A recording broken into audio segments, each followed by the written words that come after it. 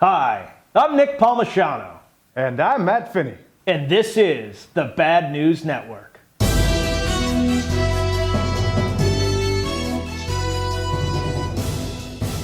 want to start off this week with the only thing that anyone cares about right now, the coronavirus.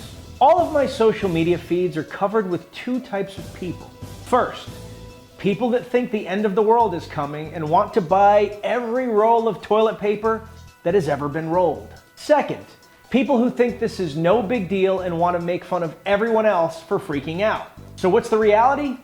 They're both right and they're both wrong. I've spoken to many doctors and I've received a ton of information from others, and here's my analysis as a layman. I say again, I am not a doctor. I'm trying my best to intelligently break down the information available and provide you with a synopsis of what is occurring.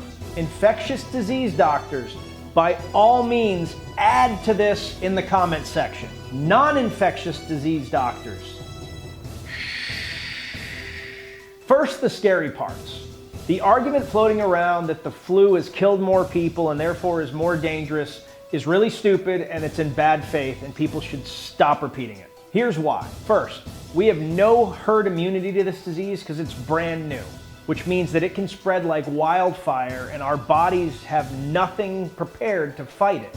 We also don't have any current medications or vaccines that do anything to hamper this disease. So if you get it, it's basically ride or die. Can your body handle it or not? The only thing they can do for you at a hospital is make you comfortable and try to give you oxygen to keep you from going into sepsis so that your body has more time to fight off the infection. Second, you can be infected with this thing and carried around with no symptoms for 2 to 3 weeks. Now, most people show symptoms after 4 days, but many people don't. Furthermore, you can get over the disease and still carry it around in a spreadable form for another month.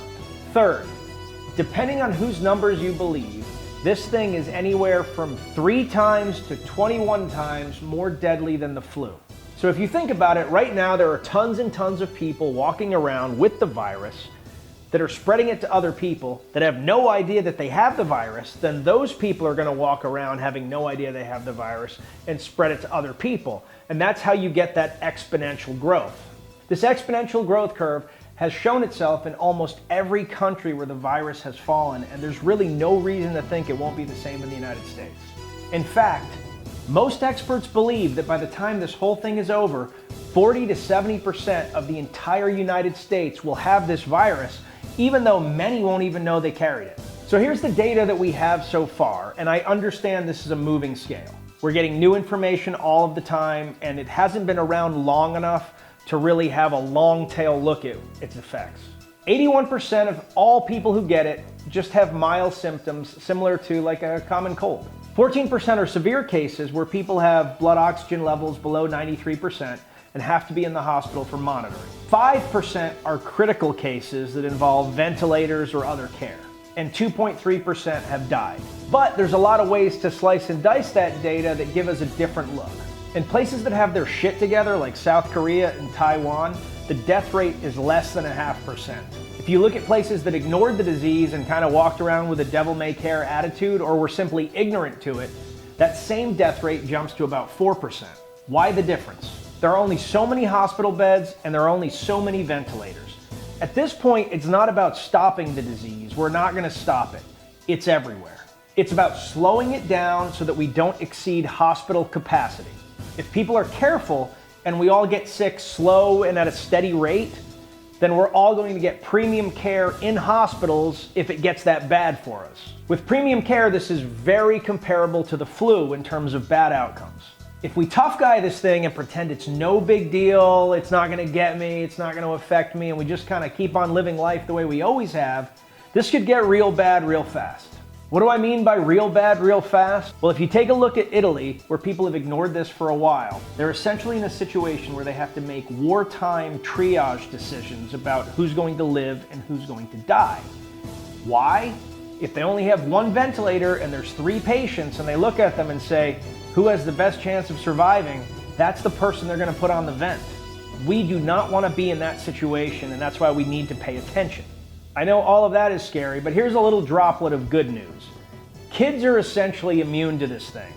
If you are a kid, unless you have something crazy going on in your life, this is nothing to you. You basically brush it off. You can still be a carrier, but you're almost certainly not going to die from coronavirus. And that's awesome. I love kids. Unfortunately, they turn into adults, which I hate. So if we dice up the data a little more, we can identify some factors that make this worse and cause you to be on more of a lookout. Number one, age. If you're under 40, you're probably golden. If you're over 55, you need to be more careful. If you're over 70, you absolutely need to be more careful. Number two, weight. If you're beyond dad bod squishiness, your lungs have to work a lot harder. You need to be careful. Three, smoking. If you smoke right now, stop smoking. Smoking was a huge risk factor for any deaths under the age of 55. Four, chronic respiratory illness like asthma. Self-explanatory, be careful. Five, autoimmune disorders. This is a very broad category that affects many people. The people that seem to be most at risk are people that are taking medications that suppress the immune system or people who have HIV. So what do? Step one, buy as much motherfucking toilet paper as you motherfucking can. I'm not joking about this. I went to the grocery store and I had no intention of buying toilet paper. And then I walked down the toilet paper aisle and it's a ghost town. And there were like 10 packs left of 48 rolls. And I bought half of them. I bought like 250 rolls of toilet paper and became part of the problem. Why? Because the mob's doing it and I don't want to be without toilet paper. So I contributed to the problem. Buy your toilet paper now, people! Step two, wash your hands religiously and try not to touch your face. The virus can live outside of the body for hours and in some cases even days. So if you're walking around and you open up a doorknob and then touch your face, you're playing with fire. Step three, stay away from people for a while. Social distancing is the concept where if the herd stays apart for even one day, the disease spread drops off in a massive step function.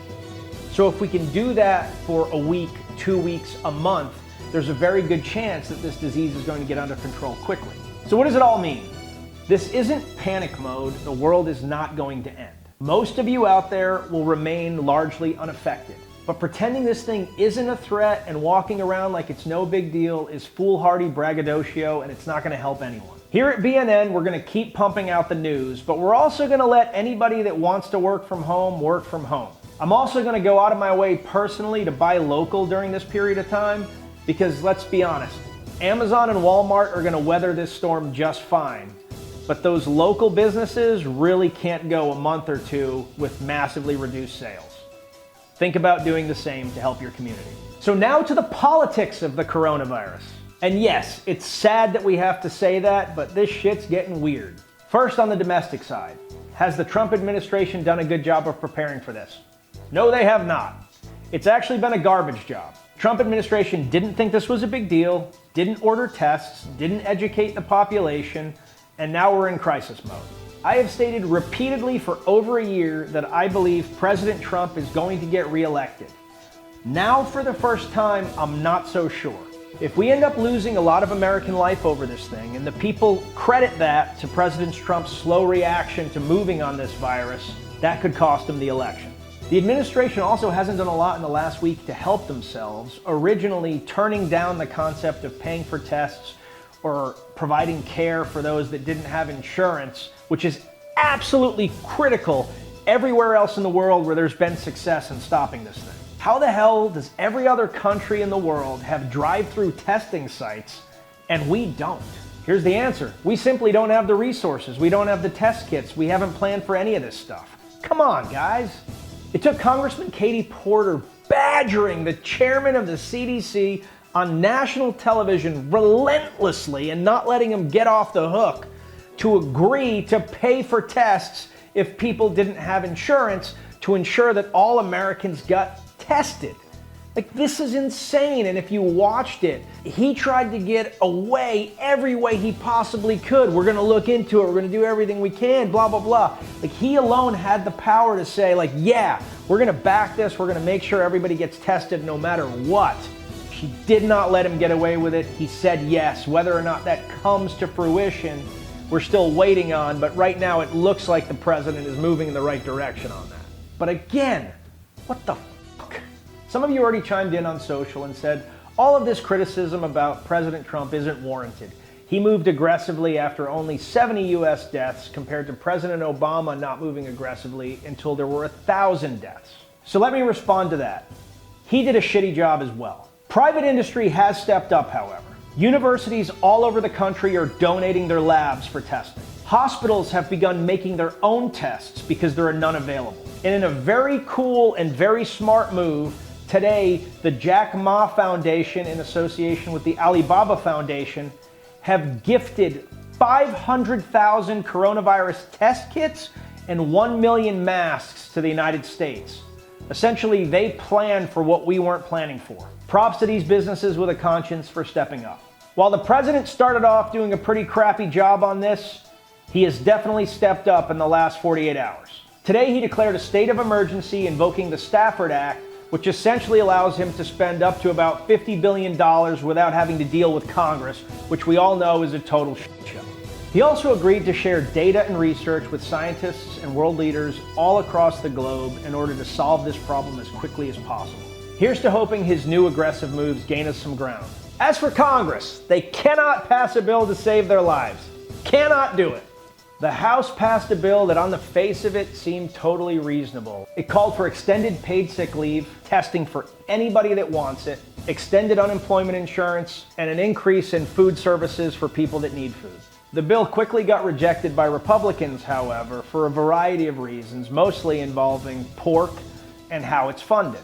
I get it, I understand politics, I understand that you always try to put these riders in here, but like right now, can we just have a clean bill that involves just the mother frickin' coronavirus and get it passed? These people are focusing on elections instead of focusing on solving problems, and it's fucking embarrassing. Basically, I hate everyone. But that's not all! China has some balls on them. China is butthurt over the fact that this administration has basically thrown darts at them for not handling the outbreak of this virus quickly or effectively enough. So what they've done is threaten to steal American companies and products and not allow us access to our own drugs. The UN ambassador from China, Zhang Yun, stated, if China retaliates against the United States at this time, in addition to announcing a travel ban on the United States, it will announce strategic control over medical products and ban exports to the United States. Then the United States will be caught in the ocean of a new coronavirus. Most of our drugs are imported. They are owned by American companies, but they are imported into the United States because we manufacture overseas. After Yoon essentially threatened to murder a bunch of American civilians, he then said, we should say righteously that the United States owes China an apology. The world owes China a thank you. Excuse the pun, but this man must be batshit crazy. So basically my analysis is as follows. F*** China. F*** China. I'm sure much of this is bluster, but let me ask you all a question. Why do we allow the manufacture of things that are critical to national security to occur outside of this country? Certainly, if we're going to have manufacturing outside of this country, it ought to be at least to someone we consider an ally. China does not have our best interest in mind.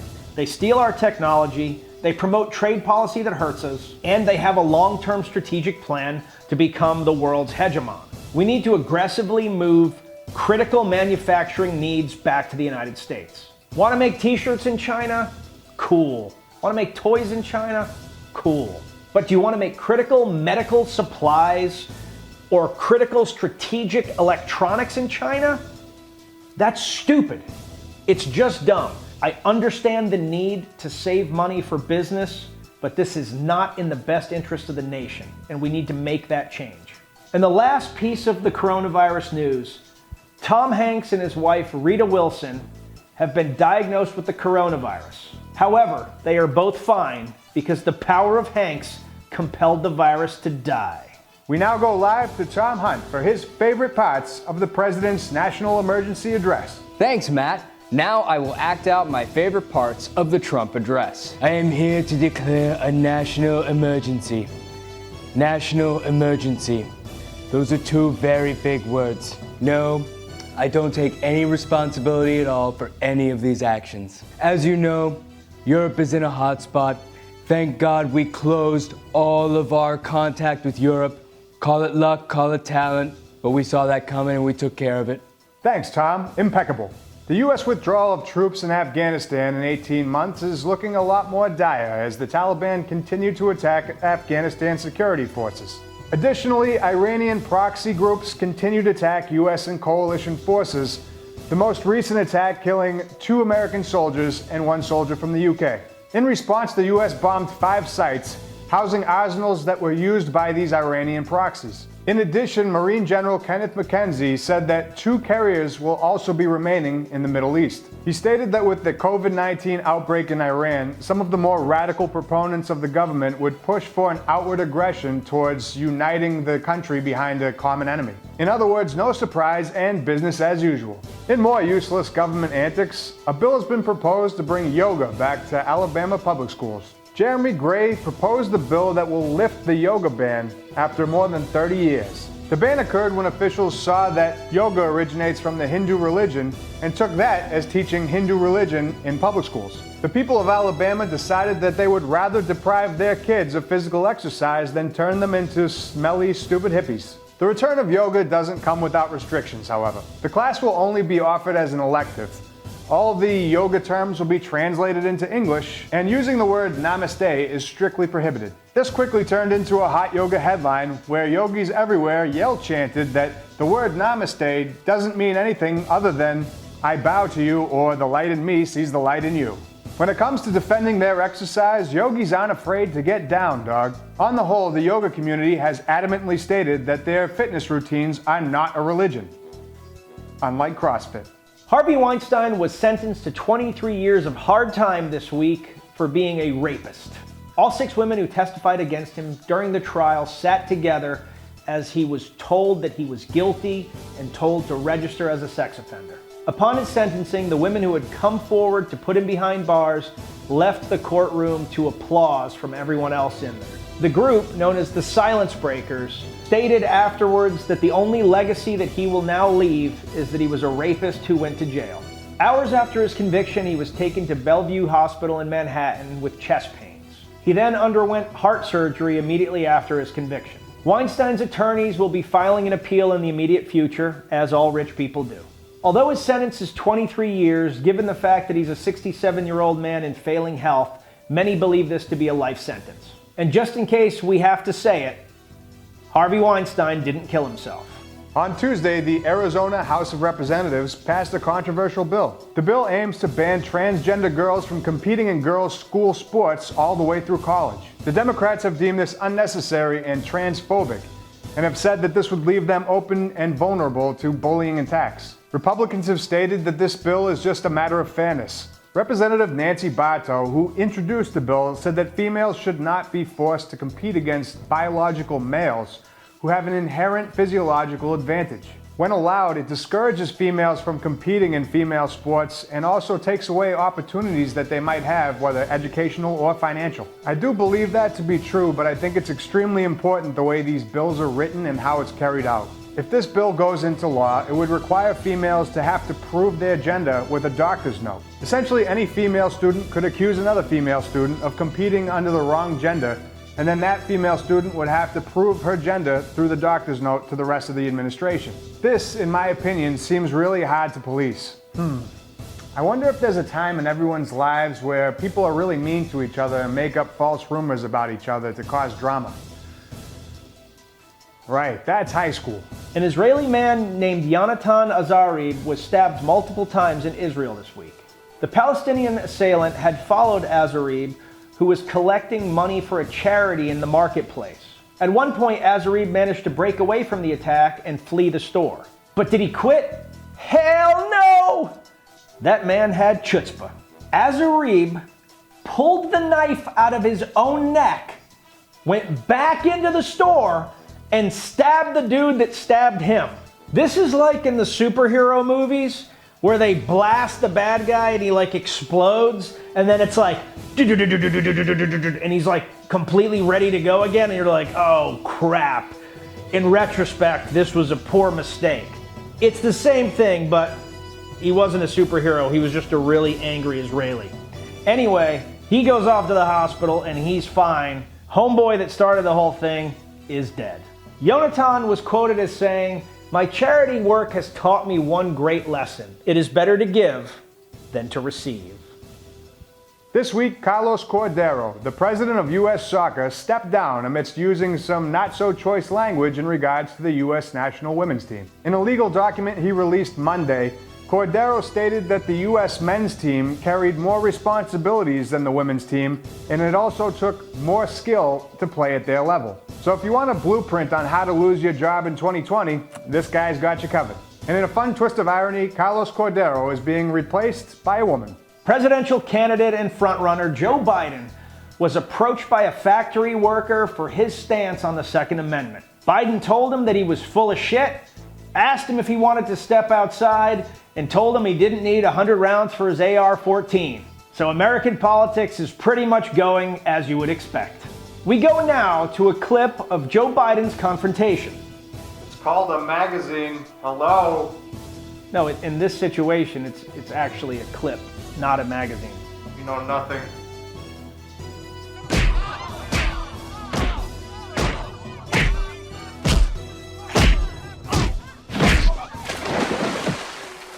And finally, in Florida Man news, Jose Herrera was arrested for using a stolen debit card and possessing cocaine.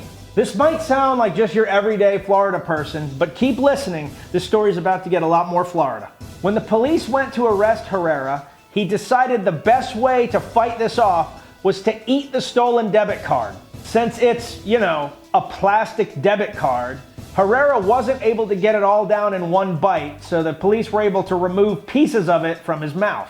After getting the card, the police searched Herrera and they found a little white baggie full of a white substance, and he looked at them and said, "I ain't gonna lie, it's cocaine."